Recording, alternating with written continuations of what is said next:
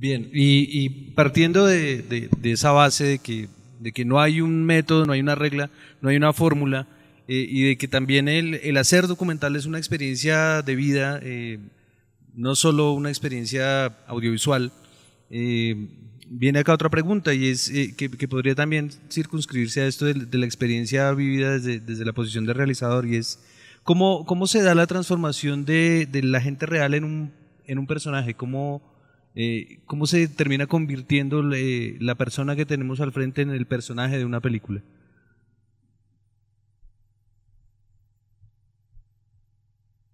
Entre otras, yo ahí empezaría con una frase, ese es de Guy Gauthier, creo, que tiene que ver con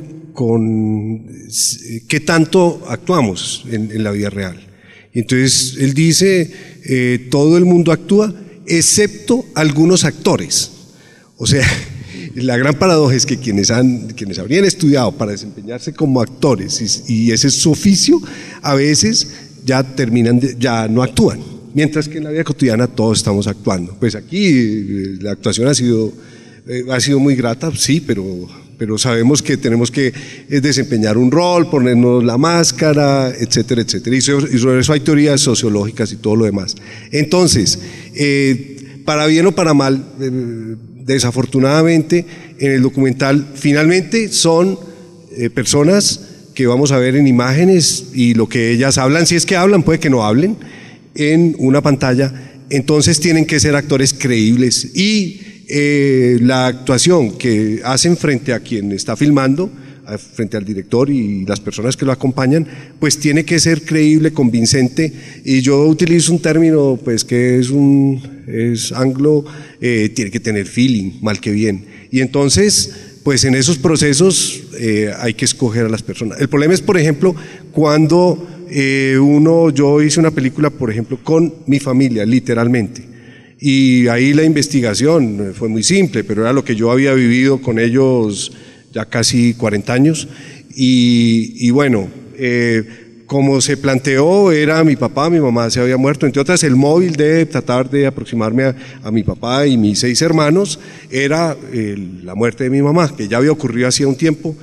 Yo había elaborado mucho eso, digamos, esa investigación yo la había venido haciendo, y un buen día me dije, yo tengo que filmar esto, fui a hablar con una amiga sin ninguna pretensión, fue, digamos, ese trabajo un poco pionero dentro de esa modalidad, de la cual ya hay una cantidad de películas, algunas muy emparentadas con esta, que se llama Desamparo.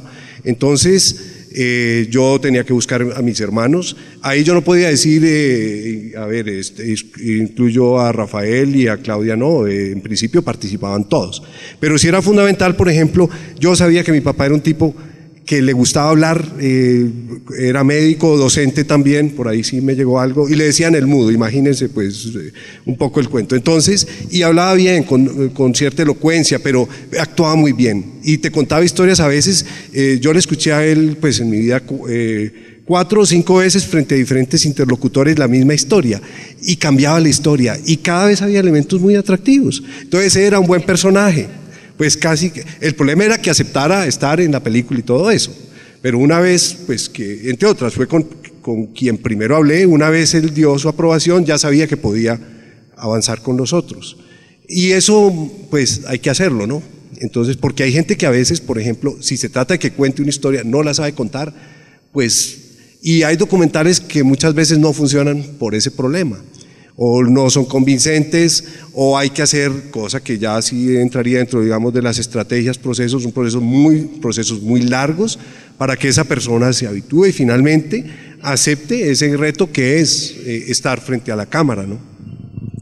Bueno. Sí, dice en relación con lo que Gustavo nos acaba de mencionar, dice Patricio Guzmán que la labor del documentalista no es buscar a la persona que sepa más sobre un tema, sino a quien mejor lo cuente. Eso da cuenta de la importancia de seleccionar a los personajes, que no dejan de ser personas por considerarlos personajes. Hay una pregunta que va en relación con la construcción de una propuesta estética, con cómo se da en la práctica determinar cómo va a ser la estética, cómo va a ser desde lo fotográfico, desde lo sonoro, desde lo formal, cómo van a ser resueltas las propuestas de documental y cómo se plantea esa relación con el director de fotografía o cómo se plantea esa relación con el sonidista a la hora de escoger lo material, digamos, desde la estética. A ver, yo creo que de la estética de una obra, pues siempre está ahí. Yo creo que en documental me parece que hay una cosa muy importante, es aprender a abrir los ojos, digamos, y a escuchar. Me parece que son dos cosas que son válidas, mucho que para mí es lo más importante hacer documental. Las cosas están frente a uno, pero a veces uno no las ve y se te pasan siempre a los oídos, pero uno no las escucha. Entonces me parece que en documental eso es importante. El tema que tú escojas, la estética misma está ahí y es como coger esa realidad. Claro, ya tienes el punto de vista de tú como director, digamos, cómo la quieres contar y desde dónde vas a asumir tu posición como director o directora, digamos. Esa es un poco, en mi caso, por ejemplo, de una historia que voy a hacer en La Guajira de una niña guayú, es mi planteamiento, digamos, todo lo estético está ahí, yo no tengo que inventarme nada porque todo está hecho, el ritual, lo único es saber, bueno, cómo va a ser mi posición, cómo va a ser la postura de la cámara desde, digamos, desde mi mirada primero como mujer ante otra mujer, porque ahí prima mucho la relación de las dos, porque ella es mujer y yo también, entonces como mujer, ¿cuál va a ser mi punto de vista? Digamos, esa estética, ¿yo qué le voy a transmitir o qué quiero contar? Eso ya es muy subjetivo, entonces va a ser si la cámara va a estar en qué posición respecto a ella, si va a estar encima de ella o a estar a 1 metro de ella o a 3 metros de ella. Eso ya es un poco lo subjetivo, digamos, desde lo creativo del director, pero me parece que todo lo rico de la realidad, precisamente del documental, siempre está ahí al lado tuyo, está contigo, los colores, la música, y es como saber escoger qué metes, qué no metes, porque eso sí te toca como director, saber seleccionar, eso solo lo haces tú, nadie te dice mete esta niña, mete esta música, es como saber mirar y saber después ensamblar qué es lo mejor para poder, digamos, hacer la película, pero en últimas todo está frente a ti. Yo tengo, lo primero que le digo a mis estudiantes es que hay una diferencia entre el qué y el cómo, y yo siempre trato de pedirles que antes de pensar en el cómo, si el plano es este, si el foco, si y todos los juguetes y todos los super wow directores de fotografía entran a jugar, antes de pensar en el cómo hay que definir muy bien el qué. Es el humilde consejo que yo le doy a todos mis estudiantes y a cualquiera que me pregunte de cómo se arranca a pensar en un proyecto de documental.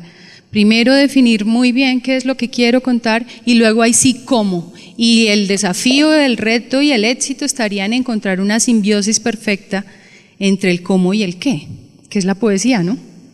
Forma y contenido.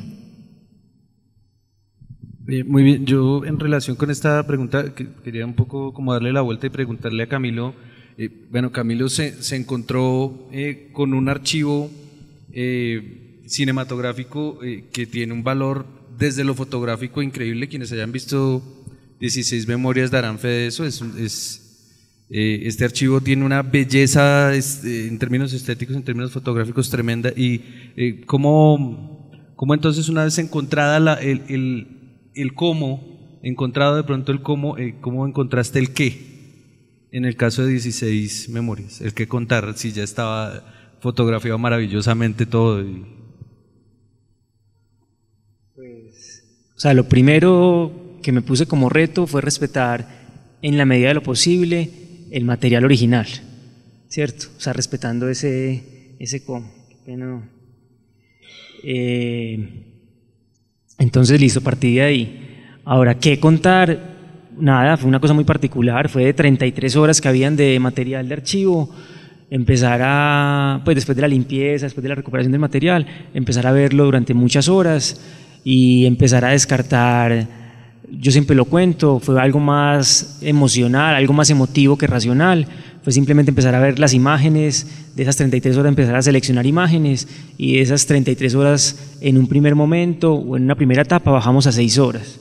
Yo ahí todavía no estaba buscando una película, simplemente estaba limpiando un poco el material para poder buscar una película, porque era imposible en 33 horas de material muy diverso encontrar una película de algo que yo no había imaginado ni había grabado, un material que originalmente no tenía ninguna intención cinematográfica, un material que nunca se pensó convertir en película, simplemente era un registro casero.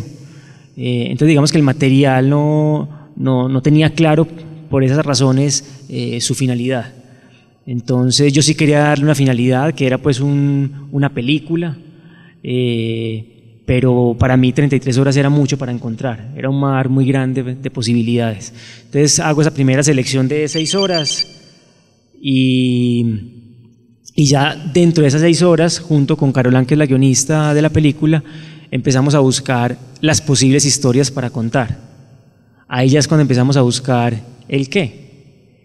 Y bueno, el material mismo nos dijo qué contar, no fue una cosa que nosotros impusimos al material, simplemente el material por la calidad, por algunas secuencias que eran muy emotivas, por ser un material cronológico, él mismo nos fue dando como la manera de armarlo y finalmente se cuenta la historia que se cuenta, pero es desde el material. Nosotros no quisimos imponer el material pues como una lectura.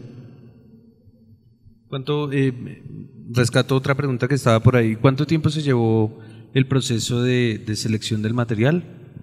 Selección, yo digo que un año pues donde hice algún par de trabajos pues, entonces restémosle 2 meses, sí, por ahí 10 meses de estar todos los días, literalmente todos los días, todas las tardes, viendo el material. 10 meses. Bien. Hay otra pregunta que retoma la idea de circuitos alternativos y la pregunta es, hablan de proyectar sus documentales en circuitos alternativos, casas de cultura, bibliotecas, etcétera. ¿Es posible que estos generen ganancias o al menos recuperar la inversión que se ha hecho? Pues yo respondo ahí, que creo que fue un poco el que... Pues mi experiencia con 16 memorias es que la película logró recuperar toda la inversión y ese es el momento que si me compran películas allí a 15.000 pesos ya son ganancias. Entonces digamos que sí logró pues pagar, le pagué a todo el equipo, o sea yo soy también como el productor, entonces le pagué a todo el equipo y ya está generando ganancias. Ir a una casa de la cultura difícilmente te dan plata, ir a un barrio difícilmente te dan plata, pero por ejemplo presentarla en Confama en Medellín, que es una caja de compensación familiar, por una proyección me pagaron 500.000 pesos. Es plata, es plata. En Telemedellín por cada emisión me pagaron 1.000.000 de pesos. O sea, sí hay maneras de que la película genere ingresos. No en todos, pero llevar la película a muchos lugares es abrirle la posibilidad a la película de otras ventanas que sí paguen. Un poco ahí como... Ahora, igual uno muestra la película no para generar ingresos, la muestra porque la idea de hacer una película es que se vea, no es que se quede en la casa guardada. Entonces, cualquier ventana de exhibición que pueda tener la película, más allá de que genere o no ingresos, hay que aprovecharla.